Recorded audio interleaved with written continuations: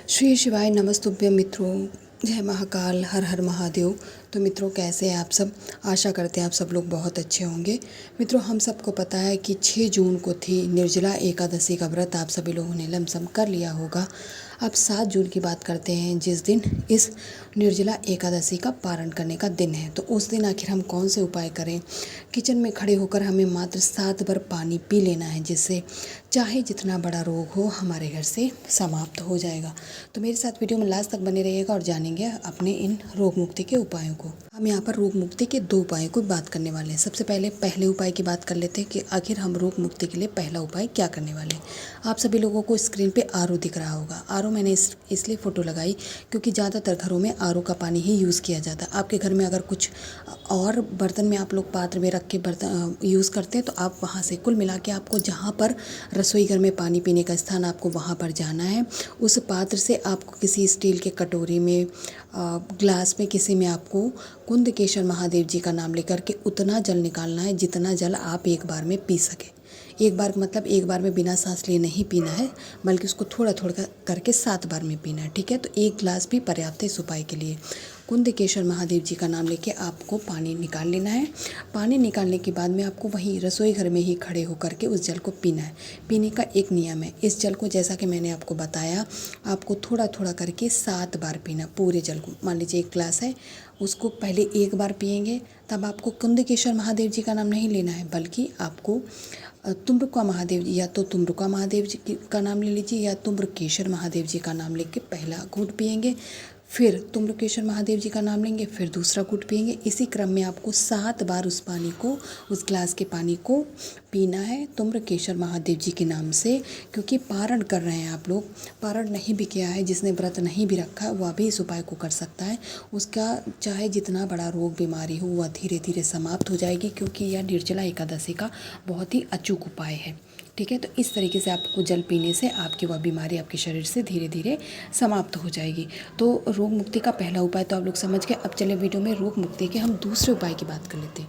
मित्रों, जो रोग मुक्ति का हम दूसरा उपाय करने वाले हैं, उसके लिए आपको लेना है तांबे का 1 कलश। एकादशी का अभी पारण वाला दिन है, तो इस दिन भी आप जल तो अपने घर का लेंगे ही, जल के साथ में उस कलश में आपको गंगा जल भी लेना है। थोड़ा सा गंगा जल डाल लीजिएगा। इसके बाद में आपको डालना है काला तिल। यहाँ पर 1 चुटकी काला तिल आप इस कलश के अंदर डाल लीजिएगा। इसके बाद इस कलश को उठाएंगे, साथ में आपको एक गोल बत्ती का दीपक भी तैयार करना है। उसे लेकर के आपके घर में जहाँ पर भी शमी का पत्ता लगा हुआ जिस गमले में, वहाँ पर आपको जाना है। आसन बिछा करके बैठ जाएंगे। एक और अपने दाहिने साइड में आपको क्या करना है, दीपक जो गोलबत्ती का लेके गए हैं उसे आप प्रज्वलित कर लेंगे, और दूसरे साइड में आपको वह जल वाला कलश रख लेंगे जो आप काले तिल वाला लेकर गए हैं। देखिए, आसन बिछाकर यहाँ पर आप बैठ जाएंगे। बैठने के बाद में आपको एक काम करना है। सबसे पहले तो आपको यहाँ पर महामृत्युंजय मंत्र का जाप करना है। अब ये तो हो गया महामृत्युंजय मंत्र का जाप, लेकिन करना कितनी देर है ये भी हमारे दिमाग में चल रहा होगा। तो मित्रों, आपको यहाँ पर उस महामृत्युंजय मंत्र का जाप 7 मिनट तक लगातार करना है। 7 मिनट तक जब आप लगातार करेंगे, उतने समय में ये जो आपने दीपक जलाया हुआ गोल बत्ती का, यह दीपक भी लमसम बुझ जाएगा। ठीक है, तो यहाँ पर आप इस आसन में बैठ जाएंगे और महामृत्युंजय मंत्र का जाप आपको 7 मिनट तक करना है। मान लीजिए किसी भाई बहन को हमारे महामृत्युंजय का मंत्र नहीं आता, तो आप मोबाइल में भी देख के उसको पढ़ सकते हैं, लेकिन आपको अपने मुख से बोलना है। मोबाइल में चालू करके रख दिया, उससे नहीं होगा, आपको स्वयं बोलना है। 7 मिनट तक लगातार पढ़ने के बाद में जब आपका यह दीपक बुझ जाए, आप इस बुझे हुए दीपक को उस वृक्ष के नीचे रख दीजिएगा। इसके बाद इस कलश को उठाएंगे और उस रोगी व्यक्ति के पास जाएंगे जिसके लिए आपने यह उपाय किया। उस व्यक्ति को इस कलश के जल को 3 टाइम देना है, सुबह, दोपहर, शाम। जिस तरीके से कोई डॉक्टर दवा देता है उस रोगी व्यक्ति को रोग ठीक करने के लिए, उसी क्रम में आपको इस कलश का जल उस व्यक्ति को पिलाने मात्र से उस व्यक्ति का जो रोग है बहुत जल्दी समाप्त हो जाएगा। तो रोग मुक्ति के दोनों उपायों की बात कर ली, और मैं आशा करती हूँ आप लोग समझ गए होंगे। अब चलिए, 7 जून को पारण करने वाले दिन हम तीसरा कौन सा उपाय करने वाले हैं उसकी बात कर लेते हैं। मित्रों, जो हम तीसरा उपाय करने वाले हैं वह है क्रोध मुक्ति का उपाय। क्रोध मुक्ति के उपाय को करने के लिए जिस व्यक्ति के लिए आप व्यक्ति के मन में मिठास लाना चाहते हैं तो आपको पहले तो यहाँ पर लेना है हरी वाली दूर्वा। गिन करके 3 दूर्वा आपको ले लेना, बहुत ज़्यादा नहीं लेनी है। 3 दूर्वा लेने के बाद में आपको मिठास लेने के लिए क्या लेना पड़ेगा मित्रों? जी हाँ, शहद लेना पड़ेगा। तो 1 चम्मच आप लोग शहद ले लेंगे। 3 दूर्वा और 1 चम्मच शहद लेने के बाद में आप इन दोनों चीज़ों को लेकर के कहाँ जाना है? महादेव जी की शिवलिंग पर। लेकिन अभी एक चीज़ और शेष है, और वह क्या लेना है मित्रों? आप सभी को लेना है तांबे का एक कलश। जी हाँ मित्रों, तांबे का एक कलश देंगे। निर्जला एकादशी का पारण करने का दिन है तो जल के साथ में गंगा जल लेना अनिवार्य हो जाता है। तो जल और गंगा जल डालने के बाद में अब आप इस कलश को उठाएंगे और शहद तथा दूर्वा दोनों चीज़ों को लेकर के देवादिदेव महादेव भगवान शंकर की शिवलिंग के पास जाएंगे मित्रों। यहाँ पहुँच सबसे पहले आप उस कलश का जल श्री शिवाय नमस्तुभ्यम मंत्र का जाप करते हुए महादेव जी की शिवलिंग पे समर्पित कर दीजिएगा।